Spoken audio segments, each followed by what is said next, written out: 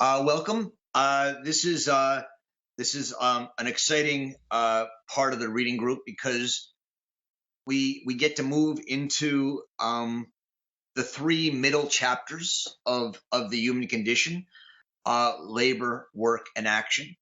I just want to do a little bit of work to remind us of where these chapters come from, and then move on. I know we also had read the last chapter of the public and private section for today on goodness, and if we have questions about that, we're happy to talk about them. But these three chapters on labor, work, and action are an attempt to articulate what Arendt calls the vita activa, the active life, which, if you recall back from the introduction, she opposes to the vita contemplativa, the life of the mind, the life of thought. The vita activa is not simply political, as it had been for Aristotle, but is the life of unquiet, the life in which we do things, where we're active in the world. She then also makes the distinction between the vita activa and the vita contemplativa, whereas contemplation, or the life of contemplation, is concerned with eternity, what lasts forever, whereas the vita activa, the life of action, is concerned with immortality, that which humans can aspire to, not as an infinite, but as attaining the immortality of something like the gods. And you'll recall that at the end of the introduction, we spent a fair bit of time on these pages separating and distinguishing eternity from immortality, such that Arendt says that the task and potential greatness of mortals, of humans, is to produce things, works, deeds, and words, which deserve to be, and to a degree are immortal, right? This is what humans can and should do for Arendt. To produce a public world that lasts, and that despite our mortality as private citizens, we will create things that last. The public and private section, which comes between this introduction and then these three sections on the vita activa, are about the particular spaces of public life where we create a world, immortal things, through politics.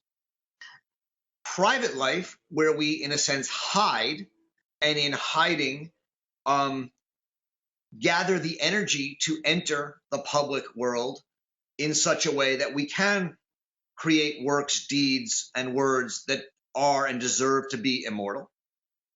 And then this new in-between realm, the social realm, which she worries is threatening to, in a sense, destroy the difference, and thus both the public and the private realm.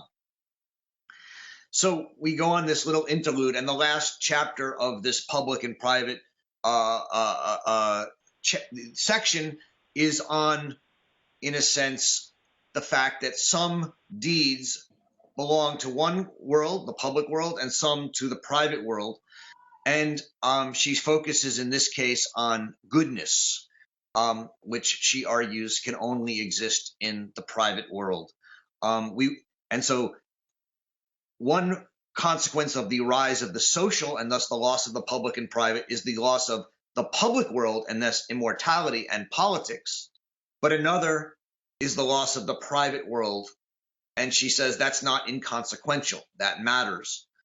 And one of the things that we lose in losing the private world is goodness. As you all know by now, this is the topic of our conference in the fall on October 15th and 16th. And we will be asking about why the private matters. Most people focus on the public in Arendt. We're going to be focusing on the private this year at the conference. So the vita activa is this world traditionally of the public, the world in which we build and create an immortal world together. There are three parts of it: action, work, and labor. Traditionally, labor was at the lowest end of the spectrum. So when Aristotle and others in the ancient world consider labor, they associate it with necessity versus freedom. So that freedom is considered something that we do when we act, or maybe when we work. But labor was a menial task simply to need to live, and it was the lowest part of the Vita Activa. One of the arguments of this book and one of the insights of the book, not completely original to Arendt, but in this way important for her work, is that not only has the Vita Activa supplanted the Vita Contemplativa, so that the active life now trumps the contemplative life, but within the Vita Activa, labor now has the highest standing above both work and action. The full argument for that claim is not really made until the very end of the book, and so, to the extent you're interested, chapters 42, 43, and 44 at the very end of the book draw out many of the implications that one encounters in these chapters on labor. And if you're finding it difficult, which I think it is, part of that is because she does sort of save those implications till the very end. And I will try and do a little bit today and the next meeting to draw that out, and then we'll obviously come back to it at the very end. But reading chapters 42, 43, and maybe even 44 would be helpful if you have the time and you're interested in it.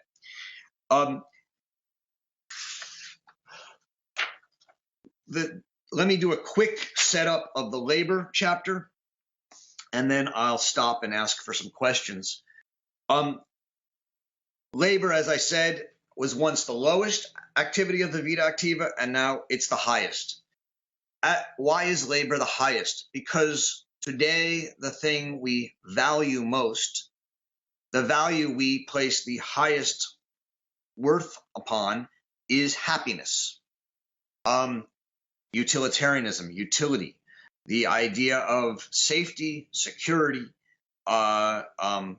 abundance, acquisition, and labor is the activity of acquiring and building, and thus securing the blessings of glad tidings and life, but glad tidings in the sense of goods. Labor, in this sense, she's already discussed a fair bit in the public and private chapters on pages 42 through 45. It's worth just going back briefly to those pages, because that's the section on the social, if you remember, that we read and spent a lot of time on last week and the week before as well. It's one of the most important sections of the book. And what she's talking about there, again through Karl Marx,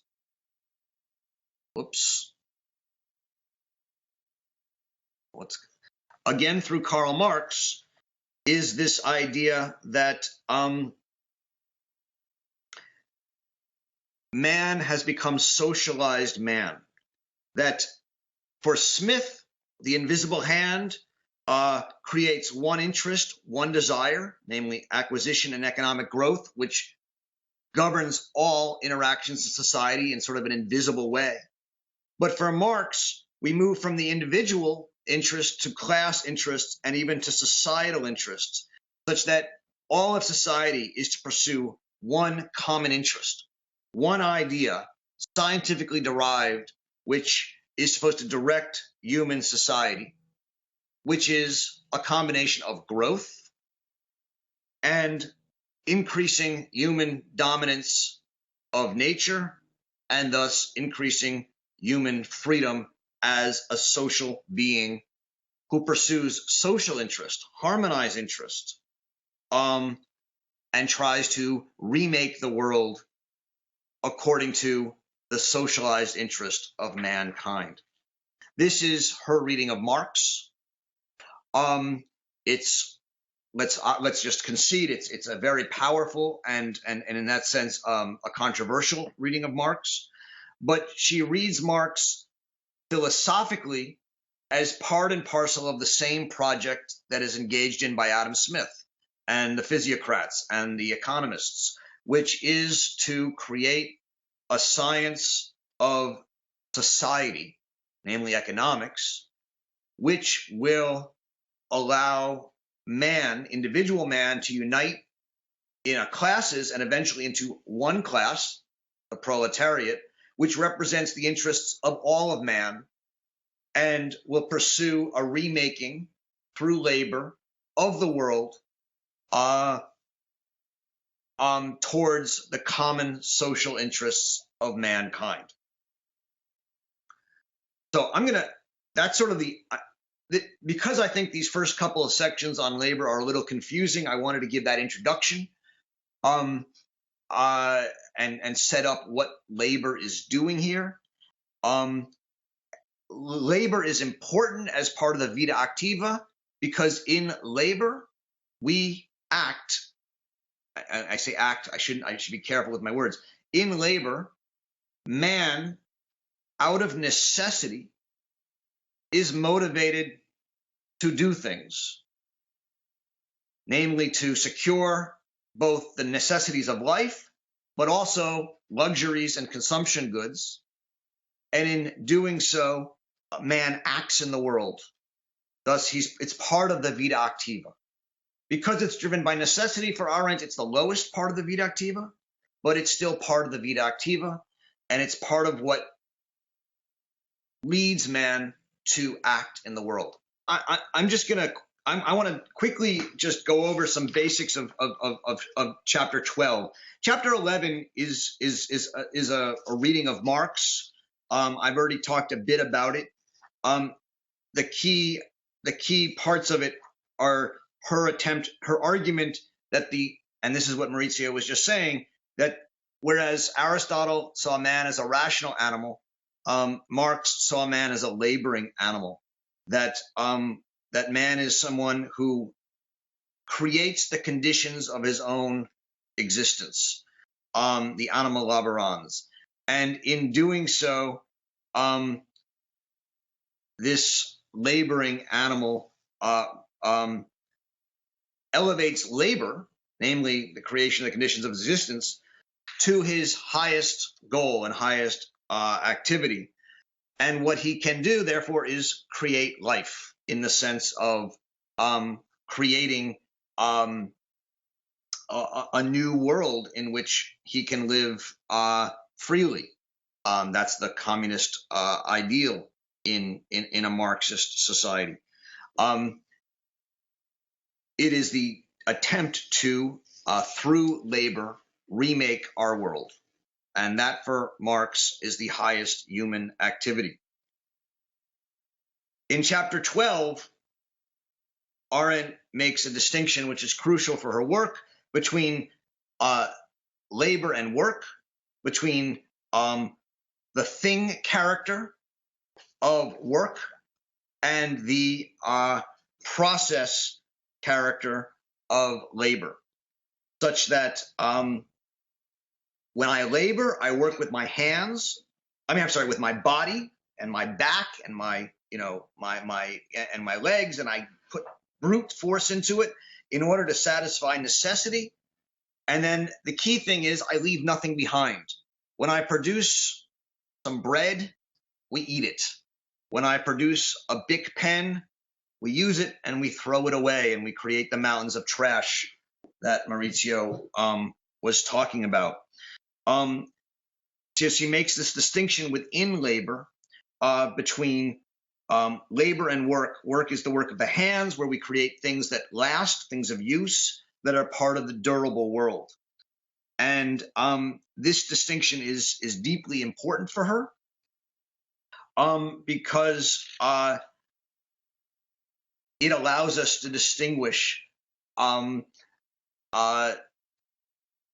kind of labor that is worldless labor versus work, which is worldly. And she says that this distinction is often confused in Marx and others and in Smith, and that she's trying to point it out to us. It's a distinction that is preserved in languages. We have different words for labor and work in most modern languages. Werk und Arbeit in German, and she goes through a number of them. And she's saying it speaks to something real, that there's a distinction between labor, which produces things that are consumptive and thus not lasting, and work, which produces things that are lasting and durable. That's what I want to say about chapters 11 and 12 now, because I want to focus on chapter 13. All right, so let's look at chapter 13. Chapter 13 actually should be read in conjunction with chapter 14. I split them up because of the way we're reading it, and I wanted that way to have two classes to talk about them. They're the two core chapters of the labor section of the book, along with the section on consumption, I think, which is 17, I believe. But chapter 13 is called Labor and Life, and we need to take that with utter seriousness. What is the relation between labor and life?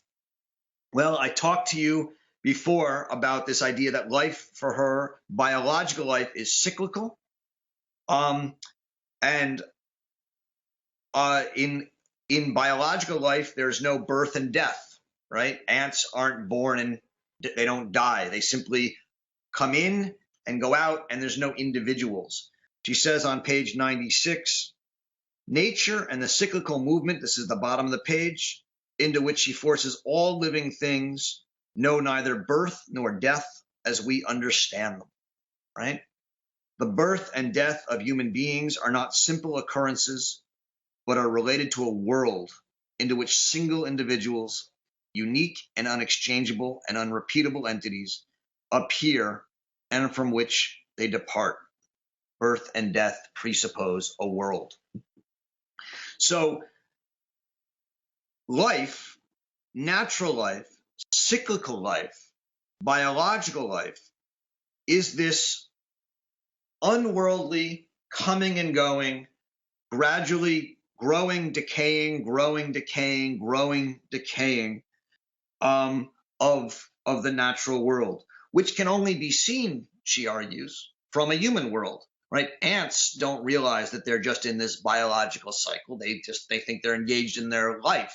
But from the point of view of a lasting world, when we look at the natural world, the biological world, we see that life is cyclical. And that's what she says at the bottom of page 97, right?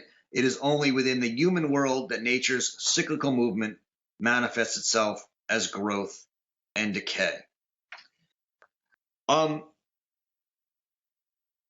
Labor, and this is the next move, is also cyclical and natural. It has no endpoint. See, when we work as an artist or we work as a craftsman and we build a table, and that table is going to last generations, there's an endpoint. It's the thing itself. But when we labor, we produce bread. This is our quintessential example. And that's something, but we're going to eat the bread. The bread is not the end point. What's the end point? Life, growth. Labor doesn't seek to achieve any particular endpoint. It simply moves, as she says, in the same circle which is prescribed by the biological process of the living organism. This is at the bottom of page 98. Right? Labor simply seeks to, and this is like the vampire squid that Maurizio was talking about, labor simply captures us up in a process of production, consumption, production, consumption, production, consumption, such that labor doesn't actually serve any ends except for the concern of keeping the life process going. This is crucial to what she's saying. So on 98 to 99, she says, when Marx defined labor as man's metabolism with nature. What does she mean by metabolism with nature? It means that, excuse me one second. It means that labor is the way that man joins with nature, to work with nature, to become one with nature, in whose process, she continues, nature's material is adapted by a change of form to the wants of man. So in laboring, we change nature, we pave the roads, we remake grain into bread, so that labor has incorporated itself with its subject. That's into nature. Labor and nature, like metabolism, join together. And he says, and thus he indicates that he was speaking physiologically. We join with the world in labor, and that labor and consumption are but two stages of the ever-recurring cycle of biological life. Biological life needs labor and consumption. Biological life needs labor and consumption. It needs labor and consumption. And it goes on and on. This cycle, she says, needs to be sustained through consumption. You know, this is why, if you want to think about our economy, and why when we're talking about our economy, everyone keeps saying we need growth, we need growth, we need growth. Well, our biological life as laboring being needs consumption so that we can have an excuse to labor. Otherwise, we would be producing things that we couldn't use. So we need consumption. That's why consumption has to grow, which is why taxes have to be kept low constantly. Whatever labor produces, I continue, is meant to be fed into the human life process almost immediately. And this consumption, regenerating the life process, produces, or rather reproduces, new labor power. As we consume, what do we need? We need more laboring so that we can buy what we consume it, and then consume more and labor more. And so what she's saying is that labor, as understood by Marx and as presented in Marx's thought, is productive consumption. That's what labor is. It's producing in order to consume. This is in footnote 35, right? Marx called labor productive consumption and never lost sight of its being a physiological condition. Laboring is about producing so we can consume. Labor to consume. And that is the first major idea here in this chapter, that we labor in order to consume, and in doing so, we preserve life in the sense of cyclical and biological life.